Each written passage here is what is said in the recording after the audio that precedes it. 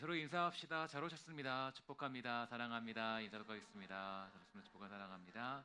네, 우리 교회 잘 오셨습니다. 하나님 은혜 가운데 우리 또 이렇게 하나님 불러주셨으니 주의 은혜가 있게 되기를 간절히 소망합니다. 지난주부터 우리는 웨스트민스터 소요리 문답의 서론을 이제 보게 되었고, 그걸 통해서 하나님을 즐거워하는 삶이 우리 인생의 진정한 지도가 된다라는 것을 확인할 수가 있게 되었습니다. 특히 이제 존 파이퍼 목사님의 통찰을 빌려서 하나님을 영화롭게 하는 것과 또 즐거워하는 것이 결코 분리될 수 없는 동전의 양면과 같다라는 것을 깨닫게 되었는데요. 오늘은 그 지도를 들고 실제 우리 인생의 목적지인 제 1문의 심장부로 조금 더 깊이 들어가 보고자 하는데요. 그 1문은 바로 어떤 것이냐? 사람의 제일 되는 목적이 무엇인가라는 질문이 됩니다. 우리 질문에 담긴 이제 개혁주의 신학의 정수와 그것이 우리의 직업, 또 자녀, 교육, 그리고 고단한 일상에 어떻게 생명력을 불어넣는지 오늘 한번 살펴보면서 이 교리가 그저 그냥 교리로만 남는 것이 아니라 여러분 삶 가운데 함께 또 변화를 일으키는 복된 시간 되기를 간절히 소망하는데요.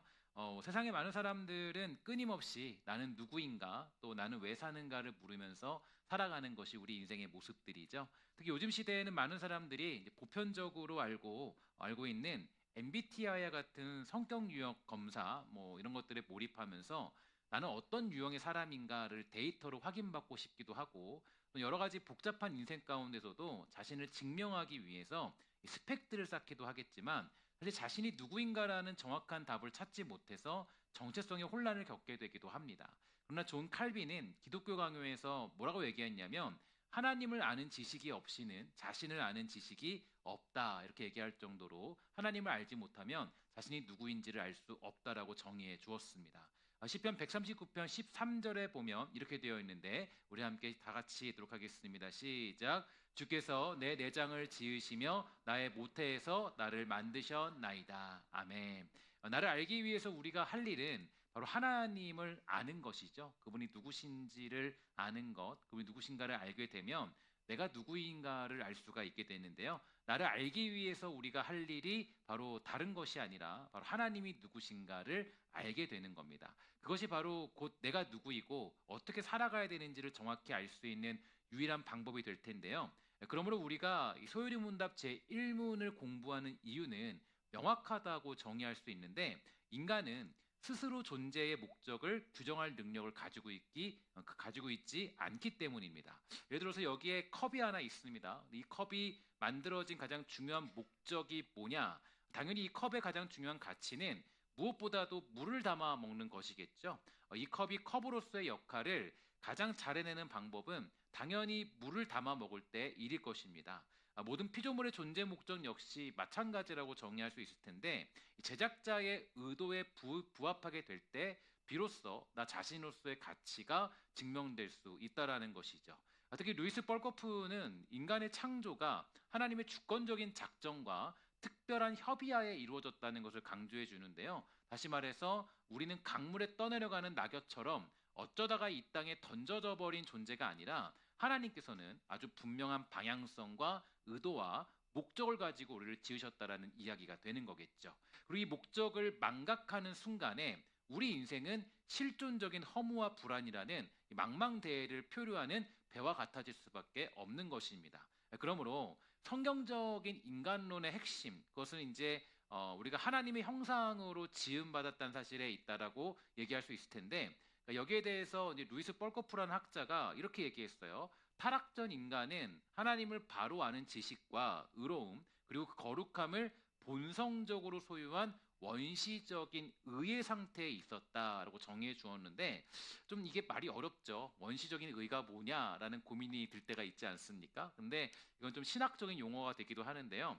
원시적인 의라는 말은 미개하다는 뜻이 아니라 이 근원적인 시초에라는 말로써 인간은 지음받은 목적 자체가 하나님과 완벽하게 소통하고 그분의 뜻대로 살 수 있는 고귀하고 의로운 존재로 지음받았다라는 그런 뜻이 될 수가 있다라는 거죠. 근데 우리가 이러한 목적을 상실하게 된 이유가 뭐냐면 바로 죄로 인하여서 타락함으로 인해 이 원시적인 의를 잃어버리게 되었고 이 지식은 어두워졌고요. 성품은 부패해버렸기 때문이었습니다. 그래서 우리는 신앙생활을 하면서 무엇보다 이 원시적인 의를 분명히 할 필요가 있다라는 것이겠죠. 그래서 내가 예수를 믿게 된 우리에게 묻게 되는 제1문의 질문이 무엇인가 보면은 사람의 제일 되는 목적이 무엇인가라는 것을 통해서 내가 예수를 믿고 새로운 어떤 원시적인 의를 회복했다라는 것을 증명해주고 있는 거예요. 그래서 그 대답이 뭐냐 보니까 원시적인 의로 봤을 때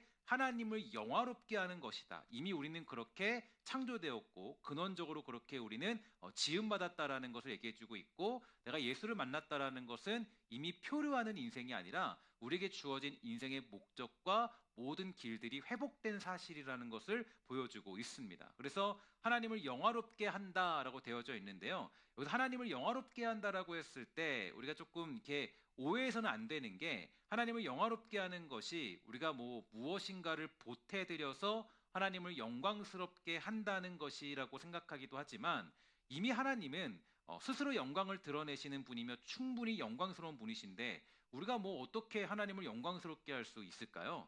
개혁주의 신학에서는 이것을 두 가지로 구분하고 있는데, 이 하나님의 존재 자체에 내재된 이 본질적인 영광과 그 탁월함이 창조 세계를 통해서 외부로 선포되는 선언적 영광을 얘기해주고 있습니다. 그래서 시편 19편 1절의 고백을 보면 이 하늘과 궁창이 하나님의 영광을 선포한다고 얘기하고 있거든요. 그러니까 이러한 것처럼 우리 인간은 의식적이고 자발적인 순종을 통해서 하나님의 성품을 대변하는 우주의 제사장으로 부름받게 된 것입니다. 따라서 하나님을 영화롭게 한다라는 것은요, 내가 뭔가를 보태서 하나님을 영광스럽게 만드는 것, 그런 것이 아니라 나의 삶을 통해서 보이지 않는 하나님의 실제를 세상에 드러내고 광고하는, 반사하는 역동적인 과정을 얘기해주고 있는 거예요. 그러니까 내가 뭔가를 더해가지고 하나님을 더 영광스럽게, 하나님이 99가지 영광이었는데 100을 만들어서 영광을 하는 것이 아니라 하나님은 충분히 영광스럽기 때문에 그 영광을 내가 받아서 그 영광을 내가 드러내는 존재로 살아가는 것을 얘기해주고 있는 것이죠. 그래서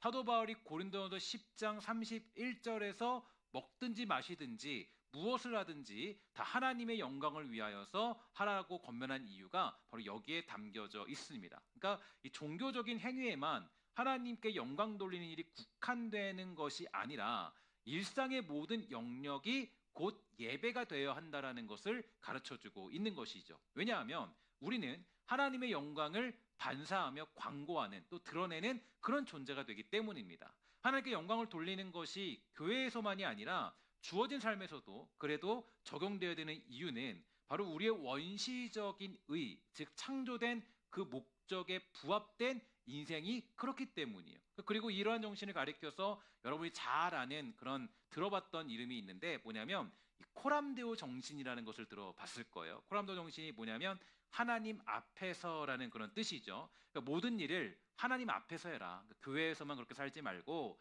모든 일들을, 너가 하나님을 영광을 위해 사는 존재니, 그게 원시적인 의니, 이제 하나님 만났으면 너희들에게 주어진 인생, 삶의 가정이나 직장이나 주어진 곳곳이나 여러 곳곳에서 하나님 앞에서 살아가라. 그러니까 내가 여기서만 하나님 앞에서가 아니라 이 교회에서는 거룩한데 가정에서는 거룩하지 않으면 안 되는 거고, 교회에서는 거룩한데 직장에서는 경건하지 않으면 안 되는 거죠. 그러니까 여기서만 하나님이 계신 것이 아니라 여러분에게 주어진 곳곳에서도 하나님이 함께 계시기 때문에 이 원시적인 의를 드러내고 충족시키는 인생을 살아야 되는 모습들이 코람데오 정신이라고 정의할 수가 있는 것입니다. 그래서 이것을 가리켜서 모든 일을 하나님 앞에서 하라. 모든 일을 하나님 앞에서 하라. 하나님을 드러내고 하나님을 즐거워하며 나를 통해서 하나님이 누구신가를 보도록 하는 것이 바로 구원받은 자로서 회복해야 될 첫 번째 목적이 될 수 있다라는 거. 이게 원시적인 의가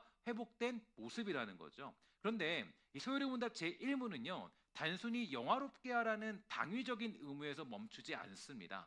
더 놀라운 사실을 덧붙이고 있는데요. 바로 영원토록 그를 뭐라 그래요? 즐거워하는 것이다 라고 정의해주고 있지 않습니까? 흔히 우리는 내가 원하는 복을 받기 위해서 하나님을 이용하려 할 때가 많이 있게 되죠.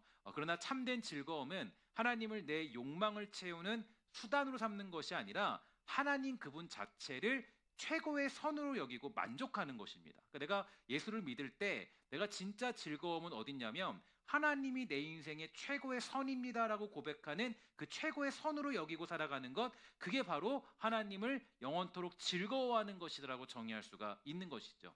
여기에 대해서 이 존 파이퍼 목사님이 이렇게 정의해 줬어요. 우리가 하나님 안에서 가장 만족할 때 하나님께서 우리를 통해서 가장 영광을 받으신다, 이렇게 정의해 줬는데요. 세상의 즐거움은 조건적이죠. 가변적이에요. 돈이 있으면 즐겁고 돈이 없으면 슬픕니다. 그러나 하나님을 즐거워하는 기쁨은 이 땅의 고난과 시련 속에서도 끊이지 않고 죽음 넘어 천국에서 완전히 완성되는 불변의 즐거움이 그 즐거움이 되는 거예요. 그리고 다윗은요, 다음과 같이 고백했죠. 이 시편 23편 1절에 보니까 뭐라고 얘기했습니까? 여호와는 나의 뭐예요? 목자시니 내게 뭐가 없다 그래요? 부족함이 없으리로다. 오늘 다윗의 고백이 여러분들의 고백이 되어서 전심으로 우리 주님으로 말미암아 기뻐할 수 있는 복되고 아름다운 성도들 다 되기를 주의 이름으로 간절히 부탁을 드리겠습니다. 자, 이제 우리는 바로 지금 이 대목에서 아주 중요한 인간의 창조의 신비를 다시 한번 묵상해 볼 필요가 있는데요. 창세기 2장 7절은 인간이 흙의 먼지에 불과했지만 하나님의 생기를 받아서 생명이 되었다라고 기록해주고 있지 않습니까? 그러니까 이 사실이 우리에게 말해주고 있는 것은 굉장히 명확하죠. 그러니까 뭐냐면 인간이라는 존재는 이 독립적인 생명력을 가진 존재라고 착각을 하지만 그렇지 않다라는 거예요. 그러니까 내가 보통 살아갈 때 생명을 주셨다, 이게 생기를 받아서 생명이 되었다라고 기록하고 있는 것은 우리가 보통 생각하기를 나는 독립적으로 내 생명이 유지된다라고 얘기해서 나의 실존을 나로부터 찾을 때가 많이 있습니다. 그러나 기독교의 가치관과 기독교의 어떤 세계관은 절대로 그렇게 얘기하지 않아요. 뭐냐면 인간은 독립적인 생명력을 가진 존재가 아니라 오직 하나님으로부터 오는 생명을 끊임없이 공급을 받아야만 살 수 있는 관계적인 존재라는 사실을 얘기해주고 있어요. 그러니까 이런 모습을 가리켜서 여러분이 잘 알고 있는 단어가 또 한 가지 있습니다. 뭐냐면 코이노니아라는 단어죠. 이게 뭐냐면 이제 이 관계가 하나님과의 친밀한 사귐을 얘기해주고 있는데, 그러니까 우리가 하나님을 즐거워하지 않고 스스로 의미를 찾으려 할 때 우리는 영적인 질식이 다시 찾아와서 다시 먼지나 공허 같은 상태로 회귀하게 되는 거예요. 그러니까 내가 하나님과 관계없는 존재가 되면 마치 원래 우리가 우리 흙으로 지었잖아요. 이 흙을 이제 원어적으로 보면은 먼지 같다라고 얘기하거든요.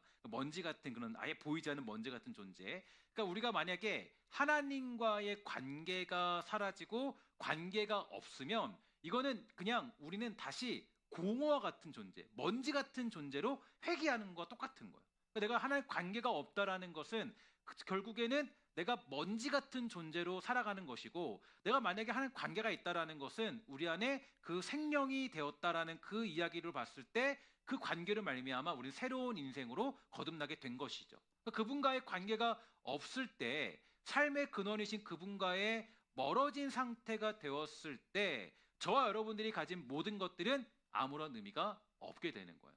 그러니까 왜냐하면 우리의 존재의 의미는 오직 하나님과의 관계로부터 형성이 되기 때문이에요. 그러니까 마침 여러분들 오늘 여러분 그 말씀 묵상에 어떤 것이었어요? 포도나무와 가지 간의 이야기였잖아요. 가지가 가지만 있으면 아무런 의미가 없어요. 어디냐면 포도나무에 붙어 있어야 포도 열매를 맺게 되는 것처럼, 그것이 의미가 있는 것처럼 가지로서는 아무런 의미도 없죠. 근데 가지가 이 포도나무에 붙어 있을 때 포도 열매를 맺게 되는 것인데, 똑같은 얘기가 바로 이 하나님과 우리가 관계가 없으면 우리는 아무런 의미가 없다라는 거예요. 우리라는 존재의 의미는 오직 하나님과의 관계로부터 모든 것이 형성이 되기 때문입니다. 그러니까 이미 지어질 때부터 원시적인 의의부터 우리는 어디에 있냐면 이미 하나님과의 관계로부터 나의 존재의 의미를 찾을 수 있는 것이죠. 그래서 어떤 실존주의 철학이나 실존주의 같은 그런 이런 뭐 사상들을 바라보게 되면 뭐 자기로부터 찾을 때가 많이 있게 되는데, 사실은 이제 이 우리가 기독교적인 사상을 가진 사람들 또 많은 것들을 봤을 때는 결국에는 하나님과의 관계에서 찾아가는 그런 이야기들을 많이 볼 수가 있게 되죠. 그래서 사실 가장 이런 얘기들을 가장 많이 할 수 있는 사람이 이 키에르케고르의 실존주의 철학 같은 걸 보면은 굉장히 이런 것들을 잘 설명해주고 있습니다. 결국 하나님과의 관계로부터 모든 것들이 해결되는 과정들. 그러니까 이제 보면은 우리의 존재의 의미는 오직 하나님과의 관계로부터 형성이 된다. 그러므로 성도가 하나님을 즐거워한다라는 것, 이거는요 단순한 감정을 넘어서 기도로 호흡하고 말씀으로 생명을 공급받는 실제적인 생존의 방식이지 선택해야 될 방식이 아니라는 거예요. 여러분들이 밥을 먹는 거는 선택입니까? 아니죠. 여러분 밥을 먹기 싫어도 먹어야 돼, 안 먹어야 돼요? 먹어야 되죠. 아프면 어떻게 돼요? 아파도 엄마가 뭐라 그래요? 야, 밥 먹어. 밥 먹어야 낫지. 먹기 정말 싫은데 먹으라 그러잖아요. 그러면 이게 먹어야 뭐니까? 나니까. 이건 우리 애들이 필수예요. 아프면요 먹어야 돼요. 아파도 먹어야 돼요. 아무리 죽을 것 같아도 먹어야 돼요. 그래야 살 수 있는 거예요. 똑같은 거예요. 하나님과 관계도 마찬가지죠. 성도가 하나님을 즐거워하는 건 그냥 감정적인 어떤 잠깐만의 어떤 그런 충족이 아니라 이것은 나의 호흡이고 또 생명을 공급받는 말씀은 생명을 공급받는 실제적인 생존 방식이지 선택하고 말고자 하는 방식이 아니라는 거예요. 그래서 지난 주간 묵상한 본문 중에 요한복음 14장 21절에 보니까 이렇게 되어져 있습니다. 함께 다 같이 읽어보도록 하겠습니다. 시작. 나의 계명을 지키는 자라야 나를 사랑하는 자니 나를 사랑하는 자는 내 아버지께 사랑을 받을 것이요 나도 그를 사랑하여 그에게 나를 나타내리라. 아멘. 자, 여기 보면은 계명을 지키는 자, 그 계명을 지키는 자가 나를 사랑한다라는 말이 어떤 뜻이 되는 겁니까? 그저 야 너 율법주의자처럼 너 계명 지켜, 너 친절해지고 사랑하고 이웃을 돕고 그렇게 하면 돼? 라고 하는 걸까요? 그렇지 않겠죠. 주님은 우리와 상관없는 존재가 아니라 관계가 있는 존재로서 이제는 그동안 내가 너를 종으로 얘기했지만 내가 너를 친구로 말한다라처럼 관계가 형성된 존재로서 그 모습을 회복시켜 주시는 분이 된다라는 걸 보여주고 있는 거예요. 우리가 하나님 말씀을 지킨다는 의미는 그저 내가 그것을 의무적으로 그냥 내가 뭐 돈 벌기 위해 지키는 것도 아니고 하나님 말씀을 지킨다라는 의미는 결국 내가 하나님과 관계가 있다. 그리고 내가 그분의 영향을 받고 그로 말미암아 살고 있다라는 것을 증명하는 것이기 때문에 우리 주님은 그 계명을 지켜야 한다라고 가르쳐주고 있는 것입니다. 사실 예수님이 이 땅에 오셔서 우리를 구원하신다는 것도요 이와 마찬가지예요. 제가 누누이 말씀드리지만 구원한다라는 것을 너무 맹목적으로 구원을 생각하시면 안 돼요. 구원이 뭐냐면 주님이 우리를 구원하시면 어떤 일이 벌어지느냐, 어떤 게 회복되는 것이냐, 그거는 다른 것이 아니라 주님과 나와의 관계, 우리의 관계가 회복되는 거예요. 주님이 왜 십자가 지셨습니까? 우리를 구원하시기 위하여서요. 그건 누구나 얘기할 수 있는 거죠. 그런데 여러분들이 조금 더 말씀을 깊이 묵상하고 여러분들이 정말 말씀을 묵상하면서 주님 여러분들이 조금 이렇게 신앙이 오래되었다면 이렇게 고백할 수 있는 거예요. 그냥 구원하시기 위해서가 아니라 하나님과 나와의 관계를 회복하시기 위해서 그 주님이 우리를 구원하셨습니다. 이런 얘기가 되는 거예요. 그러니까 주님과 우리의 관계가 회복되는 거예요. 관계 회복의 문제지 그냥 구원한다는 의미가 아닙니다. 천국 가는 의미가 아니에요. 그 관계가 회복되도록 하기 위해서 우리 주님은 고난당하시고 십자가를 지시며 죽으시고 부활하신 것입니다. 그러니까 뭐예요? 우리의 삶 가운데 가장 중요한 건 뭐냐면 내가 주님과 상관이 있는 자냐. 그러니까 주님이 그러잖아요. 야, 저 사람 나랑 상관없는 자다라고 얘기하는 이유가요. 결국에는 이 사람은 나랑 관계가 없다는 거예요. 관계가 맺혀지지 않다는 거예요. 그러니까 우리가 매일 평생 나의 삶 가운데 주님과 관계가 있다라는 것은 결국에는 이것은 내가 이 주님을 즐거워한다는 그 자리, 원시적인 의를 내가 지키며 나아가는 회복된 존재라는 것을 얘기해주고 있는 것이죠. 그래서 그렇게 관계에 있는 자가 될 때 주어지는 복이 놀랍습니다. 어떤 복이에요? 나를 사랑하는 자는 내 아버지께 사랑을 받을 것이요 나도 그를 사랑하여 그에게 나를 나타내리라. 그럼 오늘 그 복을 누리며 살아가는 주의 백성들 우리 모두가 다 되시기를 주의 이름으로 간절히 부탁을 드리겠습니다. 그러면 이제 우리는 이러한 교리를 알았으니까 어떻게 살아야 되겠습니까? 제가 이 교리를 가지고 그냥 설명만 하면요 큰 의미가 없더라고요. 제가 그래서 공부를 하고 또 어떤 이 폴 틸리의 책들을 보면서 느꼈던 건 뭐냐면 교리와 삶이 반드시 하나가 된다라는 그런 생각을 많이 했거든요. 교리를 알았으면 여러분 삶 가운데 이 삶으로 적용할 필요가 있어요. 어떻게 되느냐? 첫 번째로는 해야 될 것은 가정에서 왜 사는가를 먼저 가르치셔야 됩니다. 그래서 사실 이 하나님이 허락해 주신 자녀를 키우는 우리 부모들은 아이들에게 뭐 영어 단어나 수학 공식을 암송시키기 전에 뭘 먼저 해야 되느냐? 사람의 제일의 목적이 되는 것이 무엇인가를 먼저 가르쳐야 되는 거예요. 그리고 이거보다 중요한 게 없죠. 그러니까 우리가 중요한 거는 이 아이가 성공하는 것보다 더 중요한 건 뭐예요? 야, 사람의 제일된 목적이 뭐니? 그 목적은 하나님을 영화롭게 하고 즐겁게 하는 것이에요. 가르치는 거예요. 먼저 가르쳐야 돼요. 이걸 가르치는 모습이 필요하죠. 이 질문은 아이가 성장하면서요, 마주할 수많은 갈림길에서 나침판의 역할을 할 것이기 때문입니다. 물질을 만났을 때도, 고통을 만났을 때도, 고난을 만났을 때도, 관계 어려움을 만났을 그때에도 아마 이것이 가장 큰 어떤 목적이 될 수 있을 거예요. 가장 큰 갈림길의 선택이 될 수 있을 거예요. 왜 많은 자녀들이 왜 실패하는 겁니까? 이유가 뭡니까? 그 이유는 뭐냐면 이것을 안 가르쳤기 때문이에요. 너에게 제일 된 목적이 뭐니? 너 왜 직장 갔어? 너 왜 군대 가니? 너 왜 결혼했니? 너 왜 가정을 이뤘니? 너 왜 자녀를 낳니? 너 왜 자녀를 통해서 뭘 할 거니? 한 가지 이유가 있어요. 어떤 이유냐면 하나님을 영화롭게 하고 즐거워하기 위해서. 나의 가정이 주어진 이유는 뭡니까? 가정을 통해서 나 혼자 즐기고 먹고 살라고 준 거예요. 야, 너 손자 잘 낳고 행복하게 살아라. 그럼 여러분 동화책 얘기 같죠? 그게 아니에요. 왜 주신 거예요? 이유가 하나 있죠. 하나님을 영화롭게 하고 즐거워하라고 가정을 주신 거예요. 여러분에게 남편과 아내를 주신 이유는 뭐예요? 그걸 통해서 너희들 그냥 혼자 먹고 즐겁게 살아라. 그게 아니죠. 그걸 통해서 하나님을 영화롭게 하고 즐거워하는 삶을 살아라. 여러분들에게 물질을 주신 이유는 어디 있습니까? 야, 그걸 통해서 하나님을 영화롭게 하고 즐거워하며 살아라. 그래서 하나님이 주시는 거라고. 근데 이거를 배우지 않은 사람들은요, 그냥 세상 가운데 살아요. 그냥 생각하고 살아요. 행복하면 행복한 대로 교회 안 나오고요. 즐거우면 즐거운 대로 교회 안 나오고요. 돈 받으면 돈 받은 대로 교회 안 나오고요. 누리면 누린 대로 안 나오고요. 상처받으면 상처받은 대로 안 나오고요. 가장 중요한 목적이 우리 안에 담겨있지 않기 때문이에요. 그러니까 우리가 자녀를 가르칠 때 이 세상 사람들을 공부하는 이유가 성공하고 그 억압하며 압제하는 것이 결국 목적이에요. 결국에는 그 위에 서는 게 목적이거든요. 그러나 우리가 공부하는 이유는요, 남보다 앞서기 위함이 아니라 하나님이 주신 은사를 통해서 그분을 영화롭게 하기 위함이라는 것을 어릴 때부터 체득하게 해야 되는 것이 우리의 사명인 거예요. 자녀를 주셨을 때, 자녀를 키울 때 그런 역할을 감당하도록 하는 거. 좋은 대기업 보내는 것보다 더 중요한 거는요, 작은 기업에 있어도 때로는 돈을 많이 못 벌어도 그 아이가 하나님을 영화롭게 하고 즐겁게 하는 자가 더 중요하다고요. 때로는 우리는 착각하며 살아요. 그러면 안 돼요. 좋은 학교 가는 게 문제가 아니라 아무리 좋은 학교 가도 하나님을 영화롭게 하지 않고 즐겁게 하지 않으면 그거는 오히려 덫이 되는 거고, 그거는 오히려 유혹이 되는 거 아니겠습니까? 그 사람 그래요. 더 좋은 대학교 가서 교회 안 다녀요. 예수 안 믿어요. 그럼 무슨 의미가 있겠어요? 아무 의미가 없죠. 그러면 우리가 어렸을 때부터 이걸 가르쳐야 돼요. 그러니까 우리가 이걸 안 배우니까 못 가르친 거죠. 그죠? 가르쳐야 돼요. 늦지 않았습니다. 지금부터 여러분 가르쳐도 괜찮아요. 야, 너에게 있는 삶 하나님 영화롭게 하고 즐겁게 하라고 주신 거야. 제가 아까도 말씀드렸지만 우리 생명 별거 아니더라고요.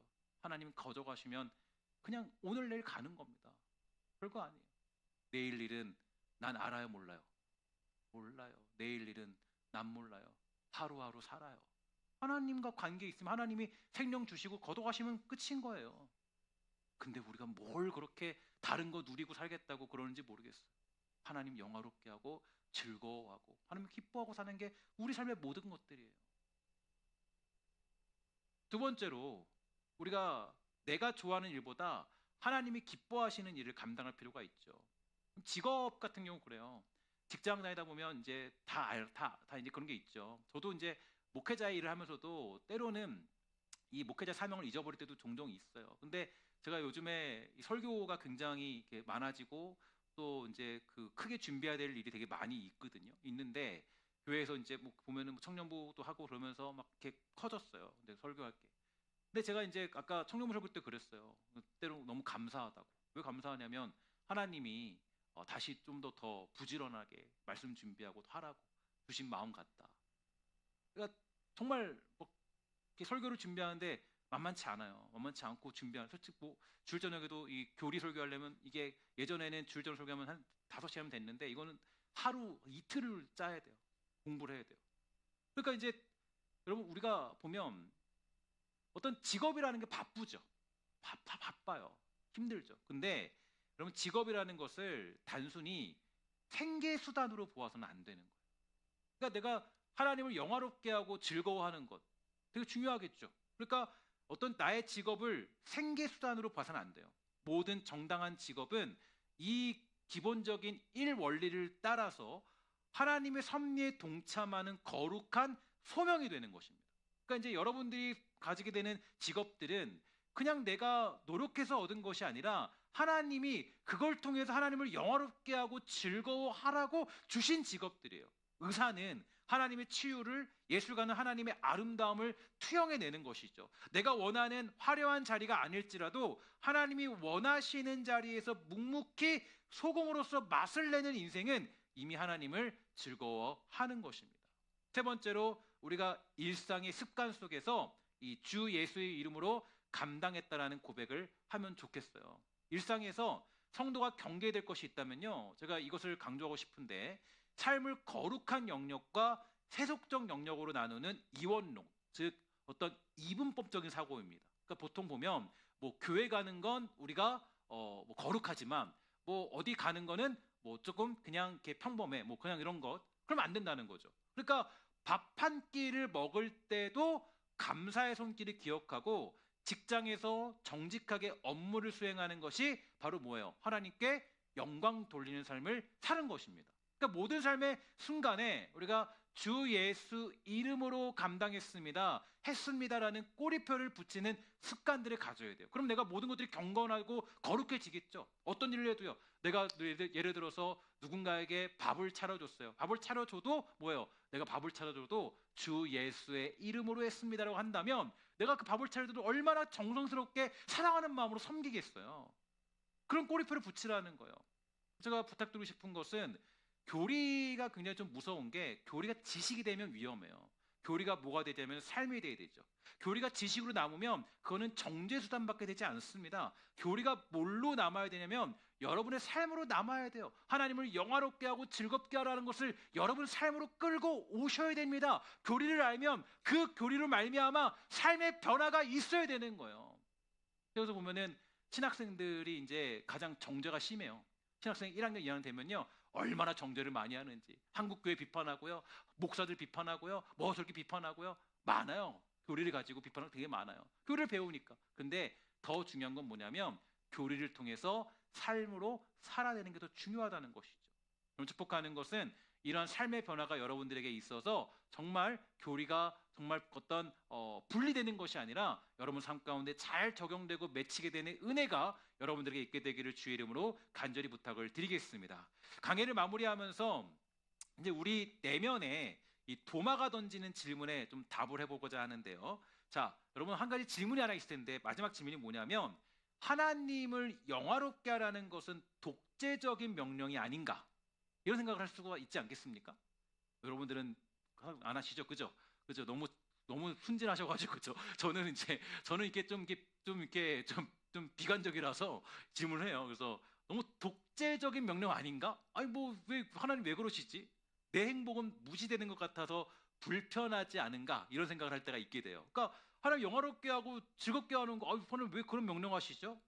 자, 이것은 이제 우리가 하나님과 우리를 경쟁 관계로 보는 타락한 본성의 오해라고 얘기할 수 있습니다. 그러니까 하나님은 영광을 강요하시는 분이 아니라 우리를 영광스러운 자리로 초대하시는 분이시죠. 왜냐하면 이유가 있어요. 뭐냐면 물고기가 가장 행복할 때는 언제입니까? 어디 있을 때예요?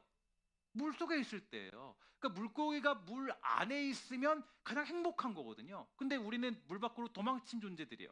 막 죄를 져서 도망친 존재들이죠. 그러니까 어때요? 물고기가 물 안에서 가장 자유롭듯이 인간은 언제 행복하고 가장 자유롭냐면 하나님을 영화롭게 할 때 비로소 죄의 사슬에서 풀려나 참된 안식을 누리게 되는 거예요. 그러니까 우리가 자꾸 세상 살면서 힘들고 어려운 이유는 어디 있냐면 자꾸 이 본질을 잃어버리기 때문이에요. 그러니까 우리가 하나님이 우리에게 너는 하나님을 영화롭게 하고 즐거워하라라는 것이 우리에게 어떤 그런 강압이나 억압이 아니라 물고기에게 이제는 물로 들어와 살아라고 초대하는 그런 과정이라는 거예요. 그럴 때 들어가면, 물고기는 물 안에 들어가면 가장 행복하겠죠. 숨도 잘 쉬고 행복하고 먹이도 먹고 아주 즐겁게 살아갈 거예요. 그런데 물 밖에 있는 고기를 생각해 보세요. 물 밖에 있는 물고기는 어때요? 그 물고기는요, 숨도 못 쉬고요, 헐떡헐떡거릴 거예요. 그죠? 거기서 막 어떻게 살 수도 없고 어떻게 하나. 그러나 그 물고기를 물 안에 넣어주면 그 물고기는 다시 생기를 얻어서 막 살아가겠죠. 하나님을 영화롭게 하고 즐겁게 한다는 건 여기 있습니다. 하나님이 여러분들을 물 안으로 초대한 거예요. 하나님의 영광과 인간의 행복은요, 여러분 잘 기억하십시오. 반비례하는 것이 아니라 완벽하게 일치하는 것입니다.